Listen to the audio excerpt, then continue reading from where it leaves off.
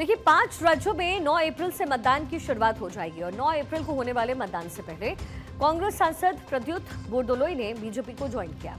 अपमान और घुटन का आरोप लगा करके बोरदोलोई ने कांग्रेस के ताबूत में आखिरी कील भी ठोक दिया। यानी असम की राजनीति में आज फिर से हिमंता मैजिक देखने को मिला।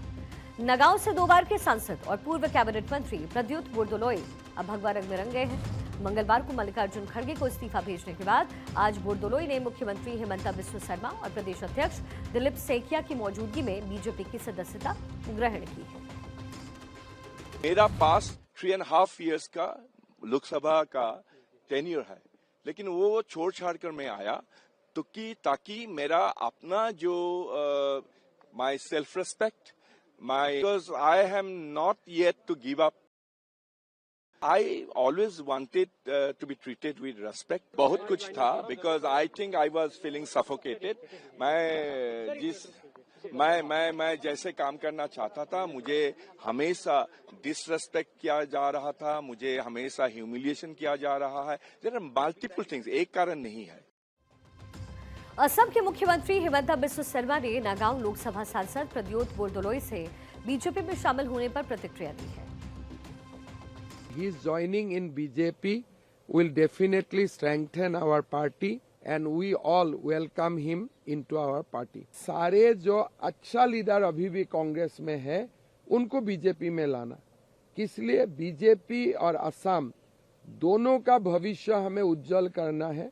तो इसीलिए कांग्रेस में जो भी नेता है जिसका कोई एक हिसाब से who is not liability, जो एसेट्स है, सारे एसेट्स को हम धीरे धीरे बीजेपी में लाना चाहता हूं।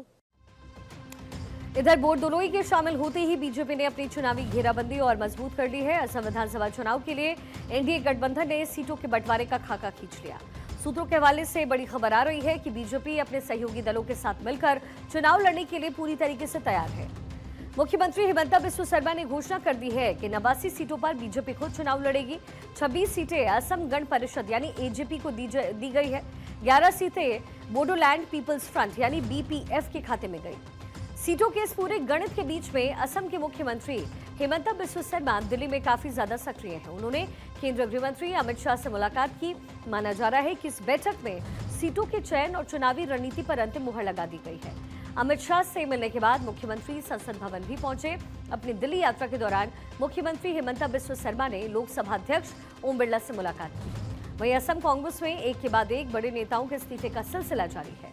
पार्टी के पूर्व प्रदेश उपाध्यक्ष नवज्योति तालुकदार ने भी कांग्रेस से इस्तीफा दे दिया। नवज्योति तालुकदार असम कांग्रेस के लंबे समय से वरिष्ठ नेता रहे हैं।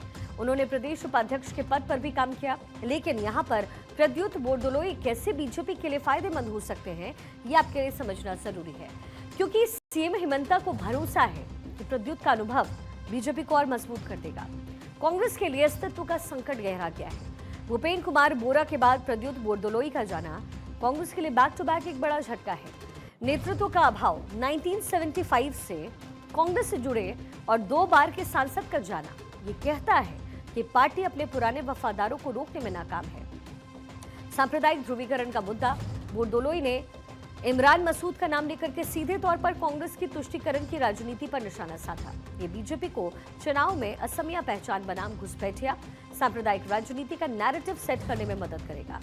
साथ ही इसे सम्मान की लड़ाई के तौर पर देखा जा रहा है। घुटन और अपमान जैसे शब्दों का इस्तेमाल ये दिखाता है कि प्रदेश कांग्रेस के भीतर सब कुछ ठीक नहीं है। हिमंता मैजिक और बीजेपी की घेराबंदी, मुख्यमंत्री हिमंता बिस्वा शर्मा ने एक बार फिर से साबित कर दिया कि वो इलेक्शन इंजीनियरिंग के माहिर खिलाड़ी हैं। कांग्रेस मुक्त असम की और बोरदोलोई को विधानसभा चुनाव लड़ाने की सिफारिश करना ये भी दिखाता है कि बीजेपी उसे राज्य की राजनीति में बड़ा रोल देने वाली है। साथ ही नगांव और मार्गरीटा का दिलचस्प समीकरण क्या है? पिता बनाम पुत्र प्रद्युत बोरदोलोई अब बीजेपी में हैं, जबकि उनके बेटे प्रतीक बोरदोलोई मार्गरेटा से कांग्रेस के उम्मीदवार हैं। ये परिवार के भीतर वैचारिक युद्ध वोटरों को भ्रमित कर सकता है या फिर सहानुभूति भी बटोर सकता है। इसके साथ ही नगांव का गढ़, अगर इसे आप देखेंगे तो लोकसभा क्षेत्र में बोरदोलोई का व्यक्तिगत यहाँ पर प्रभाव है। उनके भाजपा में आने से ऊपरी और मध्य असम में कांग्रेस का बचा खुचा जो जनाधार है वो भी खतरे में पड़ जाएगा। अप्रैल की चुनावी तारीख अब नजदीक है। और कांग्रेस का कुनबा बिखर रहा है। प्रद्युत बोरदोलोई का जाना कांग्रेस के लिए वो जख्म है जिसे भरना नामुमकिन है। ऐसे में क्या असम में बीजेपी इस बार रिकॉर्ड तोड़ बहुमत की ओर बढ़ रही है या कांग्रेस अपने इन झटकों से उभर पाएगी, ये भी देखने वाली बात है।